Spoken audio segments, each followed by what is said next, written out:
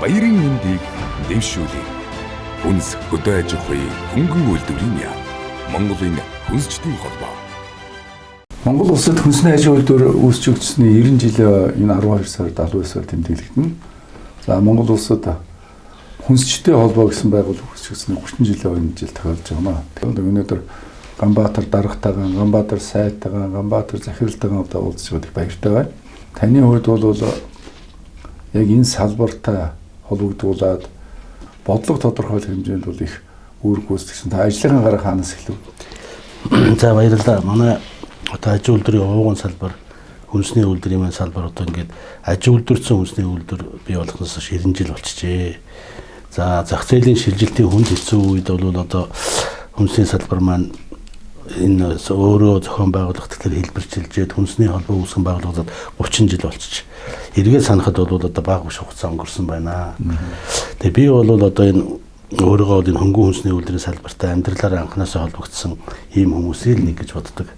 Би 1974 онд сургууль төгсөөд ноосны үйлдвэрийн нэгдэлд ажиллаж байж байгаад Оросын холбооноос сургуульд явж ирээд аршины үйлдвэрийн нэгдэлд 82-оос 84 он хүртэл ажиллаад тэгээд хөнгөн хүнсний үйлдвэрийн яамд ирсэн шүү дээ. Аршины нэгдэлт бол шууд ажилчнаас нэгж авч байсан биз дээ. Тэгсэн би одоо очил дагалдын инженер хийгээл тэгээд цехин технологич хийгээл тэгээд цехин дарга болж иртэл намайг яамд авсан байхгүй. Хүмүүс тэр үе шат чинь тэгэхгүйгээр явахгүй шнэ. Тэгээд яамд ирэл одоо хөнгөн үйлдвэрийн газарт тэгээд манай ирсэн. За манай хөнгөн хүнсний үйлдвэрийн яамд тэр үед бол өстой нэг жинхэнэ загвар шижгэнсэн яам байлаа. Одоо тэр яамны одоо ажлын зохион байгуулалт шаардлага одоо тэр бүх юм бол одоо ингээд бас бодоход бол өнөөдөр ч манай тэр чиглэлээр ажилламаар, ийм зарчмаар ажилламаар тийм юм бид тарагчл байдаг. Манай ч тэр хөнгөн хүнсний үйлдвэрийн яам чинь хүнсний хэлт чинь 3 байсан шүү дээ. Мах сүний хэлтэс, махны хэлтэс, сүний хэлтэс гэдэг ингээд бүрээс тэгээд механикийн хэлтэстэй одоо ингээд ерөөсө гайхамшигтай тийм л одоо салбартай амьдрал холбогдсон юм аа. Тэгээд бид нар бол бас 90 оноос хойш яг одоо ингээд зах зээлд ороод үйлдвэрүүд хөгжлөгдөд зарим үйлдвэрүүд маань ажилтаа ажилгүй болоод аж үйлдвэр хүнд үеийг туулаад 30 жил болчихлоо. Тэгээ энэ дотор бол миний одоо бодож байгаагаар бол ерөөсөө хамгийн амжилттай зах зээлийн үед хөгжсөн салбар манай хүнсний үйлдвэрийн салбар. Манай хүнсчид бол маш өвтэй улсууд, эдгээр бол одоо сахилгадаг журмтай улсууд, эдгээр Монголын ард түмнийг бол одоо хоолдож унтлах үүргээ энэ хүнд хэцүү үед ч гэсэн үүрс гарсан одоо ийм хамт олон байхгүй. Тийм учраас манай хүнсний үйлдвэрийн салбар бол зах зээлийн үед хамгийн дөрвөн босч ирсэн, хамгийн сайн хөгжсөн ийм салбар гэж би дотроо бододгийг. Зүгээр яг өнөөдөр одоо хүнсний үйлдвэрийн 90 жилийн манай хүнсний холбооны 30 жилийн яваг тохиолдолд би энэ салбарын хамт олонд тусдан нэг баяр хүргэж үг талархал илэрхийлмээр байна. Монгол улс сүүлийн 2 жил бол энэ коронавирус гэдэг үндсэнтэй үйл ажиллагаа олон үйлдвэр аж ахуйн газар зогсчлоо. Тэр дотор хөнгөн үйлдвэрийн салбар, барилгын салбар гэл манай олон салбарууд ерөөс огт үйл ажиллагаа явуулахгүй ингээд зогсож байна. Тэгэхэд бол манай одоо энэ хүнсний салбарын ажилчид бол яг эрүүл мэндийн ажилттай адилхан өдөр шөнөгүй ажиллаж ард түмнээ одоо хоолж, ундалж маш хүнд нөхцөлд ажилладаг шүү дээ. Хүнсний салбарын нэг бол цаг хугацаагийн таргаал, шалгаад л одоо ерөөсө зовоож исэн. Гэтэл манай хүнсний салбарын ажилчид бол жинхэнэ баатарлагаар хөдөлмөрлөж ард түмнээ хоолсон, ундалсан, эмнэлгийн хүртэл одоо хоолттой унттай байлгасан. Яг эмчнэртэй адилхан ажилласан. Тэгтээ манай хүнсний үйлдвэрийн салбарын ажилтнууд хэний салин нэмж гартаагүй бүгдээрээ л иргэнийхээ үрийг биелүүлээд явж байгаа.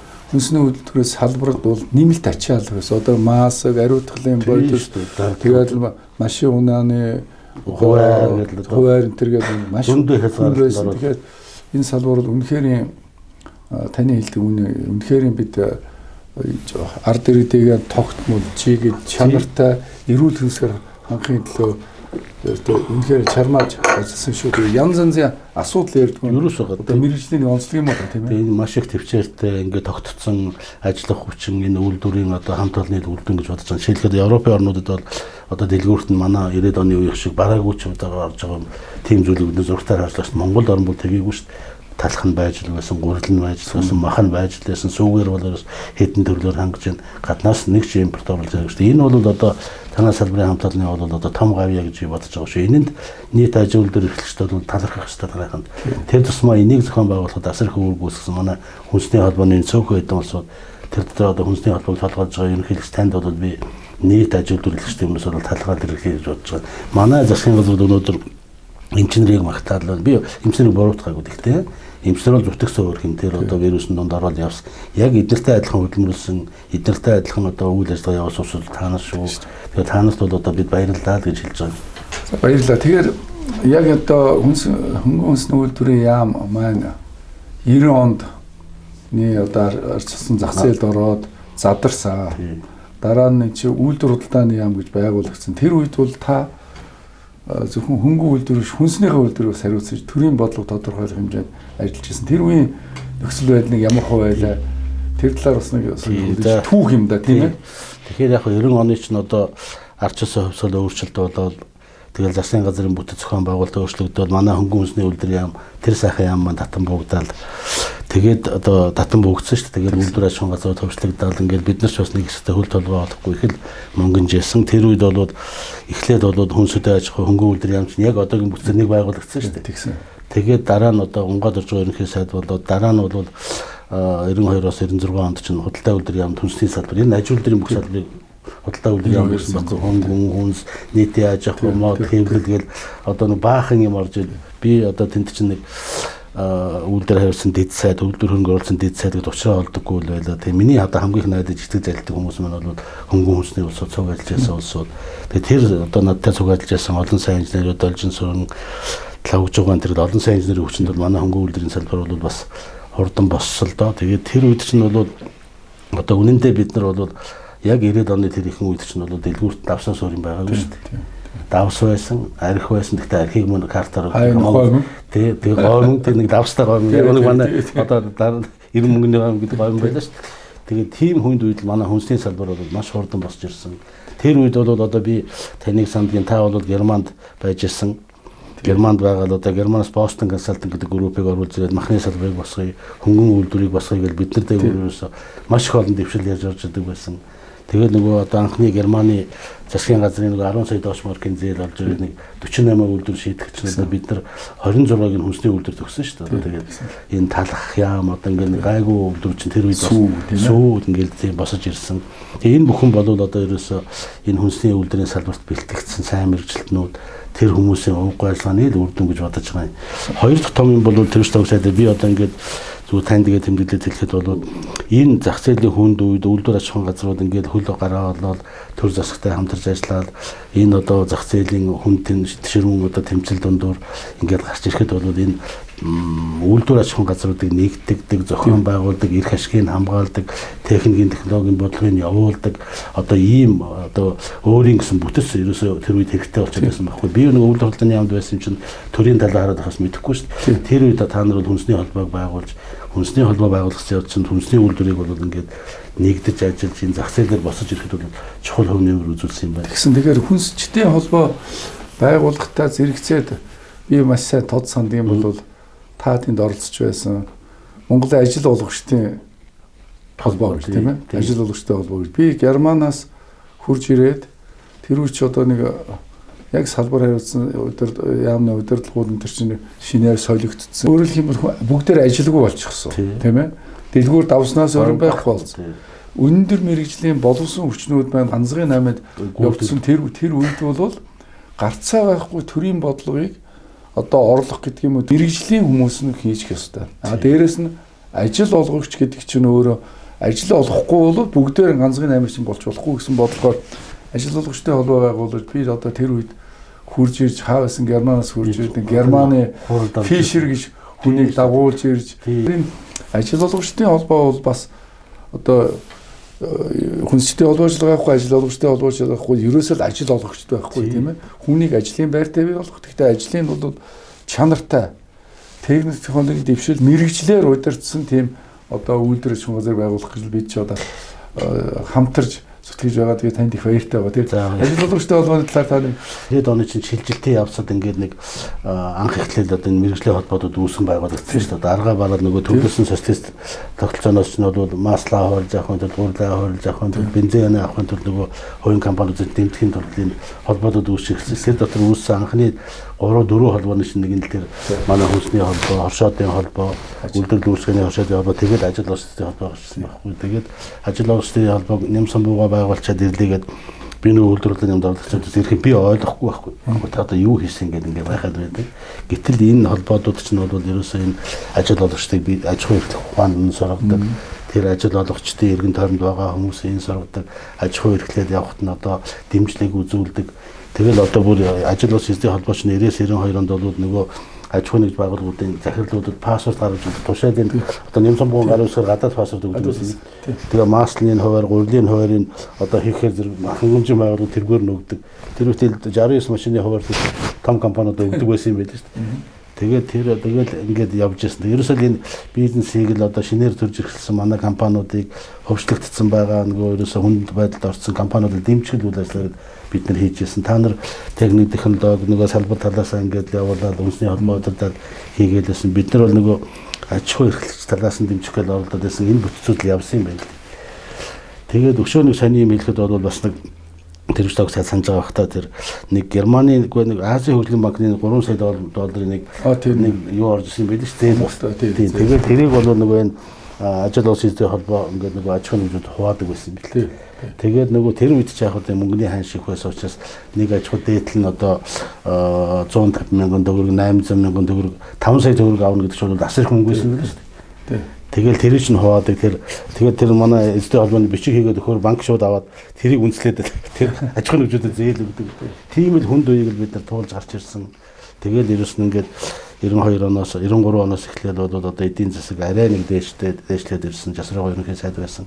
Тэр үеэс эхлээд манай хүнсний салбар бол ер нь маш эрчимтэй босож ирсэн дээ. Одоо энэ ерөөсөө энэ зах зээлийн явцад бол одоо эрчимтэй хөгжсөн хоёр салбар юм байна гэвэл би уулуурхай хүн сая байна гэж.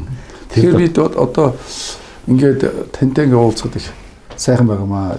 86 оноос яг одоо яамд ажиллаад бодлого тодорхойлж байсан. Тэгэхээр ингээд ажиглаад хараад байхад бол энэ анхан шатнаас нь яваад тэгээ яам тамгын газарт үйлдвэрийн асуудал хариулцаа, сүүлд нь бодлогын асуудал хариулцаад одоо буцаад ажил олгогчдын холбоогоо бол ингээд удирдаад ард түмнийг ажилтаа болгохын төлөө бол үнэхээр чармааж ажиллаж байгаа. Тэгээд та дөрөвний хальт дурдаад явуулаа тэр яамны талаар ажиллаж байсан талаар та нэг үйлдвэр хуралдааны яамны аж үйлдвэрийн газар чинь бол бас 3 тасагтай байсан байхгүй юу? Ерөөсөө тэр хөнгөн үйлдвэрийн тасаг, хүнсний үйлдвэрийн тасаг энэ төр гээд одоо тэнд чинь манай хуучин хөнгөн үйлдвэрийн яамд ажиллаж байсан, хүнсний салбар ажиллаж байсан одоо 4 ч мэрэгчлэн тэртэйгээд ажиллаж байлаа. Тэгээд бид нар чинь бол хамгийн гол нь бол бас бид нартай тэр яамд ажиллахад хийгдсэн том ажил бол бас энэ хөвчлөлийн ажил бид нар оролцож байлаа. Тэгээд хөвчлөлдөө бол би бас эргэл бодод гин бид нар бол хэл алдаа гаргаж тэл гэж одоо бол эргэл боддог байхгүй юу?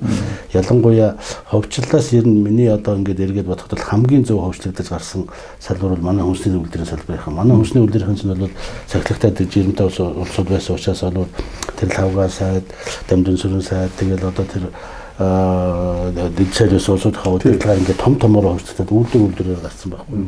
Гэтэл манай аршины салбар, меблийн салбар, модны үйлдвэрийн салбар чинь ингээд жижигээр тоогдоод албарчаад одоо эргээд босоход маш хүнд байдалд орсон. Тийм учраас манай хүнсний үйлдвэрийн салбарын хөгжил бол ер нь бас харьцангуй зөв хийгдсэн. Хоёрдугаарт бол хүнсний үйлдвэрийн салбарт хөгжил хийгээд авсан хүмүүс нь голцоо хүнсний үйлдвэрийн салбарын хүмүүс байсан учраас тэр үйлдвэр ажил газар тараагүй хурдан хөгжсөн байхгүй юу. Тэгээ манай одоо олон үйлдвэрийн газар жишээлбэл бол алах болчихлоо шүү дээ. Би одоо оюутлын үйлдвэрийн салбар дээр харьцаж байгаа байхгүй юу. Харьцуулаа бодож байна. Оюутлын үйлдвэрийн нэгдлгээд бас одоо 4000 ажилчтай 3 ээлж ажилдаг. Шөнийн одоо 2 цагт одоо 40 автобус ирээд ээлжийн ажилтны зөөдөг. 5 цагт ажилтдаг. 2 ээлжээр ажилдаг ус үйлдвэр өнөөдөр бол одоо дэлгүүр болчихлоо шүү дээ. Би энд харамсаад байгаа юм. Монголчууд бидний зах зээлд одоо шилжих явцад олон амжилт байгаа. Хувийн хөрөнгөтэй болсон, одоо үйлдвэр аж ахуйн газартай болсон, хүний эрхчлөөтэй болсон, улс төрийн эрх нэгдсэн гэдэг олон дэвшил байгаа боловч бид нар аж үйлдвэрийн салбар дээр жоохон ухрал гаргацсан болов уу гэж би бодод байдаг. Үүний нэг жишээ нь бол одоо бид нар ингээд одоо тэр 3000 хүн ажилдаг байсан 3 сая гутлын үйлдвэрдэг болсон гутлын үйлдвэр маань дэлгүүр болчлоо. Хэвсний үйлдвэр одоо бид нар Улаанбаатарын хэвсний үйлдвэр 650 мянган метр гэдэг хэвс хийдэг байсан. Одоо хагас нь дэлгүүр л байна. Дорнот аймагт одоо бид нар барьсан жишээлбэл сая 300 мянган метр хавдад хэвс үйлдвэрдэг хэвсний үйлдвэр маань өнөөдөр бас л одоо худалдааны төв болчлоо. Энэ мэтэр бол одоо бид нар аж үйлдвэрийн салбар дээр гарсан хуралдууд бий. Модны үйлдвэрийн салбарын одоо мод улс төрийн үйлдвэрийн том зах зээл бүр үндсэндээ л одоо дэлгүүр хашаалт болчихлоо шүү дээ. Тийм ээ. Тэр үчинд тийм онол байлаа шүү дээ. Зах зээл бүгдийг хэрэгцээ бүгдийг шийднэ. Бодлого хамаагүй юм шиг ярьсан учраас ерөөсөн зах зээл өөрөө шийднэ, хөгжилчих тэгээд өөрснөө шийднэ гэсэн тийм бодлого явж байгаас алдаад тэгэхээр гарсан. тийм учраас бол тэр хүндрлийн үед бол манай одоо хүнснийхэн бол мах комбината бүтнээр нь талах чихрээ бүтнээр нь сүүнийхээ үлдрийг бүтнээр нь ингээд авчгарч хурдан босож ирсэлдээ энэ бол танай салбарын анхны л одоо том гавьяа л гэж би бодож байгаа. Одоо тэр эзэн хэн байх нь бидний цааш биш. Одоо энэ нийгмийн өмнө хүлээс үүргээ бол маш сайн биелүүлж байна шүү дээ. Олон мянган ажилтны ажилтай байлаа. Энэ бол том гавьяа гэж бодож байгаа. Бидний чинь одоо энэ шилжилтийн хугацаанд хийсэн юмыг би тэрс тавсаатаа бодоод байдгийг. Бид нар 90-ад оноос хойш ингээд шинжилгээг өөрчлөлт хийхдээ бол одоо дандаа л гадны хүмүүсийн зөвлөмжөөр хийсэн шүү дээ. Биднэрт бол тэр үед хийхдээ энэ үйлдвэрийг хөгжлөөд би авчих юмсан энэ үйлдвэрийн хөгжлөөс тэрний авах юмсан гэдэг тийм бодол хэн байж байгаа. Бүгдээрээ л одоо энэ үйлдвэрийг нэрэл одоо хөгжлөөд эзэнтэй болцохоор энэ үйлдвэр илүү сайн ажилласан болов гэж бодоод хөгжилсөн. Гэтэл одоо тэнд бол зөндөө одоо алдаа гаргасан ийм зүйл болсон юм аа гэж. Харамсалтай тэр үеийн зөвлөхүүд бол Африкийн оронд ч юм уу эсвэл Латин Америк ч юм уу эсвэл Азийн нэг оронд ч юм уу ингээд дэлхийн нийтээр тараад зөвлөж явж байсан хүмүүс Монголд ирээд яг тэр маягийн зөвлөгөө нөгөөд авахгүй. Тэг чинь Монгол чинь ямар нүүлжний соёл уламжилтай их том гүрэн байсан. Монголын өөрийн бахархалтай тэгээд социализм гэдэг чинь давуу сул талыг харахгүйгээр ерөөсөө социализм гэсэн үнэртэй болгоно устгах гэсэн ийм бодлогоноос ч алдсан гэж би бас боддог юм а тийм ээ. Бидний хувьд бол ерөөсөө энэ тэр шилжих гээд байгаа нийгмээ сайн судлаагүй, тэр нийгэмд ажиллаж амьдарч үзээгүй, туршлагагүй байсан учраас бол маш их том алдаанд төрсөн гэж бодож байгаа. Бид нартай харьцуулах юм бол таа ч нь Германд бол олон жил ажилласан тэр чиглэлийн юмыг бас нэлээд мэдэрсэн. Бидэрт ирээд хэлээд байсан гэж одоо ингэж бодох зүг байгаа байхгүй. Гэхдээ та нар одоо махныхаа үйлдвэрийг экспортын чиглэлээр Германид одоо хөрөмжөж орж ирээгээл одоо тэр ажил үйлдвэрийн бодлогын асуудал дээр тэр Boston Consulting одоо зөвлөгөөг аваач гэж хэлжсэн нь ч яг үнэндээ зөв байсан юм бил. Бид тэрийг нь ойлгодгүй байсан байхгүй, мэддэггүй байсан байхгүй. Тэгээд одоо бидний та түрүү маш зөв хэллээ шүү дээ. Зах зээлийн шилжилтэн чинь бол ерөөсөө ингээд өөрөө нийгэм зохицуулдаг, талдгаараар ч зохицуулдаг. Та нар ерөөсөө хэрэггүй үйлдвэрч нь одоо 10 мянгаар ажилчид нөхцөл одоо цөмөрө ховцоо авдаг болно. Сайхан амьдрын гингүүт бид хуурдсан байхгүй. Гэтэл өнөөдөр нөгөө ховцоо анч байхгүй. Одоо тэгэл үйлдвэр маань ч одоо ийм л болчиход байна шүү дээ. Хүнсний салбарын хувьд бол гайгүй. Босод үйлдвэрийн хувьд бол тийм л байлаа. Яг мэрэгжлийн хүмүүс нь тэрийг мэрэгжлийнхаа мэл мэднэ. Тэгэхээр яг төрийн бус байгууллага гэдэг маань бол ялангуяа хүнсчтэй холбооч гэдэг маань байгууллага бол тэрний гишүүд нь бол ерөөсөө хүнсчид бай. Тэрэн дээр хүнсний одоо түүхийдийг бэлтгэхээс аваад ширээн дээр одоо хоол хүнс болох энэ хүмүүс байгаа учраас эн чинь нэг зовлон жаргалаа мэдчихсэн. За энэ үйлдвэрч хүмүүсийг дэмжүүл энэ явнаа. Мэргэжлээс гадна мэргэжлийн ажил олгох шүү дээ. Мэргэжилтэй болсон учраас нэ гудамд гаргацсан учраас аргагүй эргээд нөгөө хөвчлсөн хүмүүс чинь нөгөө мэргэжилтэй болсон учраас чинь тэнд орж иж нэг босглоо шүү дээ. Одоо ахиад мэргэжилтэй болсон учраас дутагдал орчоод байна. Энийг одоо зөвхөн үнсний салбар биш. Ерөөс бүх салбарны ийм дутагдал орчоод байна тийм ээ. Тэгэхээр та бол тэрвч тавг сайд ингээ ажил үйлдвэрийн хүмүүсээс бол энийг маш нарийн мэдэрч шүү дээ. Өнөөдөр Монгол улс бол яг мэргэжилтэй болсон учраас дутагдалд орсон. Өнөөдөр бол жишээл хүнсний салбарт гэлдэхэд бол маш олон орчин үеийн үйлдвэрүүдийг хүмүүс янз бүрийн шумаар оруулаад бий болгочлаа. Мах улсрал хөвөлдрүүд байна, ундааны үйлдвэрүүд байна. Энэ одоо талах нарийн бааны чиглэл ингээд үзэхэд бол ерөөсөө манай хүнсний салбар бол яг энэ үндэстэй дэлхийн түвшинд хүрчээд байгаа. Гэтэл одоо энд одоо ингээд хэрэгцээтэй ажилчид бол асар их дутагдaltaй. Жишээлбэл манай өнөөдөр одоо ингээд махны салбарын ирэл хэлж шээ. Махны чиглэлээр мэргэжлийн боловсрол сургалтын сургалт төвд сурж байгаа хүүхд алгаа, мэрэгчлээ ачаалгаа, аргаа бараад одоо манад насаар ажилласан ажлынхаа хүүхдийг л авч ийн энэс өөр хүн олдохгүй байна. Тэр хүүхдийг сургах гэж би хичнээн цаг хөдөлмөр юм зарж байна. Тэрний оронд бол энэ мэрэгчлээ болсон хүчин бэлддэг тогтолцоогоор одоо хүмүүсийг бэлдээд өгөөд би авчир дадлага хийлгээд аваад ажиллаа. Хуучин цагт бол одоо ерөөсөө элсэн хүүхэд очиод ажлын байр хийж уялдаатай байлаас тэгэхээр энэ уялдаа алдчихлаа гэдээ ингэж яриад байгаа. Тийм учраас бид нар бол одоо яг энэ асуудал дээр нь бол одоо анхаарч ажиллаж байгаа байгууллагуудын нэг нь бол ажил олчтой холбоо. Тэгэхээр мэргэжлийн холбоодод байхгүй. Жишээлбэл ажил эрхлэлтэй холбоо бол эзлүүдтэйгээ ярьж байгаад одоо хэдэн хүн хаана хэрэгтэй байна гэдэг тоо юм хэрэгцээг нь гараад байна. Хөдөлмөрийн зах зээлийн эрэлт хэрэгцээг нь тодорхойлж байна. Гэтэл яг энэ махны салбарт гэдэг юм уу, гурилын салбарт яг талх нарийн бомны салбарт яг мэргэжилтэд ямар ур чадвартай хүн хэрэгтэй гэдэг чинь хүнсний холбоо байдаг шүү дээ. Хин ч хэлж ур чадвар тийм ээ. Ур чадвар энэ ажилчинд ямар ур чадвар эзэмшүүлэх вэ гэдэг юм. Мэргэжлийн ур чадвар гэдэг. Мэргэжлийн ур чадвар төвшин та нар тогтооно шүү дээ. Тэр чинь өөр хин ч чадахгүй байна. Тэгэхээр мэргэжлийн ур чадвар гэдэг үгэнд бол манай монголчууд ингэж ярьдаг шүү дээ. Дархан хүн бурхан ухаантай гэж. Яг дархан хүн бурхан ухаантай гэдэг чинь бол тэр чинь яг мэргэжлээ дээд зэргээр эзэмсэн эцсийн бүтээгдэхүүн бол маш чанартай гэдэг юм бол яг мэрэгжлийн ур чадвар бурхан ухаантай гэдэг шиг монголчуудаас мундаг хэлсэн байгаа шүү тийм ээ. Одоо улс төр шүүн бурхан ухаантай гэж хэлээгүй шүү, дархан хүн бурхан ухаантай гэхээр энэ чинь одоо жинхэнэ үйлдвэрлэгч нь бол бурхан ухаантай, бурхан гартай гэдэг юм уу, тийм хүмүүс байна. Яг би тантай санал нэг байна. Одоо та санаж нэг уу юу? Дамжин дараа нөгөө нэг телевизийн нэг 100 гээд нэвтрүүлгээр ортой хэлсэн шүү дээ. Би аж үйлдвэрийн салбарт мэрэгч ажилласан маань бол миний одоо намайг өсгсөн дархан хүн байсан учраас надад ийм үйлдвэрлэлийн ухаан заагаад би тэр үйлдвэртэй очиж холбогдсон юм байна гэж. Тэгэхээр яг дархан хүн бурхан ухаан гэдэг чинь тэр байхгүй нэгдүгээр асуудал. Хоёрдугаар асуудал бол одоо ерөөсөө бидний хувьд ингээд зах зээлийн боловсролын салбар дээр бас жаахан алдаа бол боловсролын дипломын хойноос хүмүүс хөөцөлдөөд ихтэй сургуульд ороод ингээд яваад байна шүү дээ. Өнөөдөр хүүхэд залуучуудын сургууль төгсөж байгаа залуучууд 140 мянган хүүхэд ирээд их сургууль сурж байхад мэрэгжлийн боловсрол сургуулийн 90 сургуульд чинь бол 40 мянган хүүхэд сурж байна шүү дээ. Энд чинь юу гэсэн үг гэхээр зэрэг бол яг энэ одоо зах зээлд эрэлттэй байгаа хэрэгтэй байгаа мэрэгчлэр сурах гардан гүйцэтгэх нь ясаа жинхэнэ шаардлага шүү дээ. Яг тэр хүмүүс нь дутчихад байхгүй. Гэтэл ингээд одоо бид нар ингээд 140 дээд мэрэгчлээ хүмүүс ч бол хөрх юм болсон болоогүй ээж аваасаа 4 жил сурах чинь 20-25 сая төгрөг одоо сургалтын төлбөр төлөөд хоолны мөнгө өчнөө юм болоод нэг юм төгсчрэл нэг боловсролын диплом аваад ирээд байна шүү дээ. Одоо зах зээлийн үед бол бид нар засгийн газар цаа хэлж байгаа. Бид нар бол ажил олгочд бол компанийн захидлууд бол нэг боловсролын диплом санхүүжүүлэхгүй шүү. Жишээлбэл бол одоо боловсролын дипломтой хүн бол энэ бол боловсрол, энэ бол мэрэгжил биш. Тэгэхээр аж ахуйн нэгжлэр бол яг энэ боловсролтой мэрэгжлийн ажил үүсгэдэг таны хэлдэг нэг ур чадвартай хүн хэрэгтэй. Тэгэхээр бид бол ур чадвартай хүнийг санах чинь тэр боловсролын сургууль төгсөөд ирсэн хүмүүс та намайг асуусан сургууль төгсөөд нөгөө дагалдаа хийснүүд яг намайг дагалдаа хийлгэж мэрэгшүүлдэг байхгүй. Тийм. Мөрөөсөө энэ дээр ингэж сарна, энэ дээр ингээд тэгж мэрэгшүүлсийн дараагаар инженер болгодог байсан шүү. Тэрнээс биш инженерийн дипломтой гэдэг инженерийн ажил тавьдаггүй байсан. Яг тэр зарчим биднэрт өнөөдөр дутаад байна. Энийг ойлгодог боловсролын байгууллагаас жаахан дутагдаад байна. Тэгээ энийг одоо ойрын үед бол бид нар шийдэхийн төлөө энэ мэрэгжлийн боловсролтой хуулийг шинжилж байна.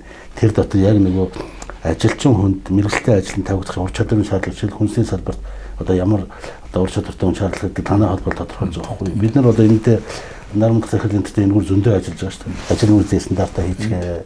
Энэгээр төвшнгөө тодорхойлцгоо. Тэгээд бид нар одоо жишээлбэл бол энэ асуудал дээр чинь тэрс сая таныг одоо хөрлийн гишүүн байхад нөгөө ажилсан Монгол гэдэг хөтөлбөрөөр Германтай хийгээд үзлээ. Герман хүн яагаад ажилсан байгаад байдаг юм бэ? Гэдэг чинь Герман хүн чинь яг тэр мэрэгжлийн ажлыг гүйцэтгэж ур чадвартай, тэрэндээ дуртай, тэрнийхээ төлөө хариуцлагатай, тэргээр амьдралаа баталгаажуулдаг, тэргээр амьдралынхаа орлогыг олдог хүн байхгүй. Гэтэ бүхий мастер бол хөлбөмбөгийн мастер болж чадахгүй байсан. Яг мэрэгжлийн мастерууд, махны мастер, махны мастер, одоо юу гэдэг талхны мастер, жинхэнэ алтан гартай хүн тийм. Тэгээ тэр хөтөлбөрийн чинь хүртэл одоо бид нар яриад одоо энэ сайхан хөтөлбөр хэрэгжүүлээгээл ингэсэн мэрэгжлийн боловсролын сургалтын сургуулиуд бас энийг аваад эхэлсэн байна шүү дээ. За одоо ерөөсөө анхаарай бид нар одоо ингээд мэрэгжлийн боловсролын сургалтын төвд хүнсний технологийн сургуульд сурж байгаа хүүхдийг төгсөнгөд нь ажиллаа болгодог би үйлдвэртэйгээ холбогдох юм байна. Тэр үйлдвэрт хэрэгтэй юм дээр сурахгүй ангид заагаад нөгөө онлайн сургалтаар явахгүй гэдэг юм чинь эхлээд байна. Энэ төргээд одоо бас тодорхой ажлууд чинь явж байгаа шүү дээ төгсөөд байгаа гэж. Их сайхан манай энэ битэрчүүд их сайхан халуун дулаан яриа өрнүүлж бодит түүхийг бодитоор л ярьж бодит хүн л ярих хэрэгтэй шүү дээ.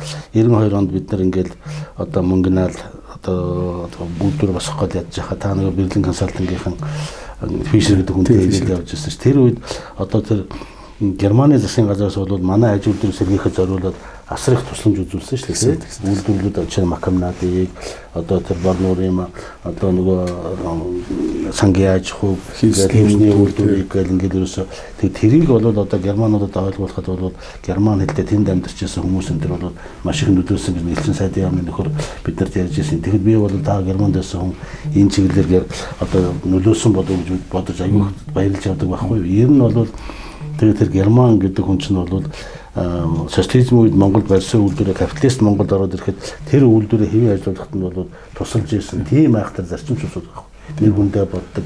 Бодлого өөрөө цаашаа үргэлж ямар нийгэм байх намаагүй Герман улсын бодлого цаашаа үргэлж тэгээд одоо тэр Макамнадыг бол одоо дэмжээл хөгжүүлээл тэр хэвшний үйлдвэрийг дэмжээл хөгжүүлээл мяндас олдохгүй хаад мандсын нөгөө л одоо бүр аюу хтас болж байна. Энэ бол аж үйлдвэрийн зэрэгэхэд бол асар их тосноор юм болсон шүү гэдгийг бол би бас хэлье гэж ингэж бодож байгаа юм. Ингээд нөгөө би нэг үйлдвэр хурдан яамд орлогчаад байсан юм мэдээд гэсэн 94 оны нэг өдөр яамны ганц тоолж ирсэн чинь нэг мусаад байгаа нэг хэдэн хүн бас тусдаа нэг хоол өгдөг шүү.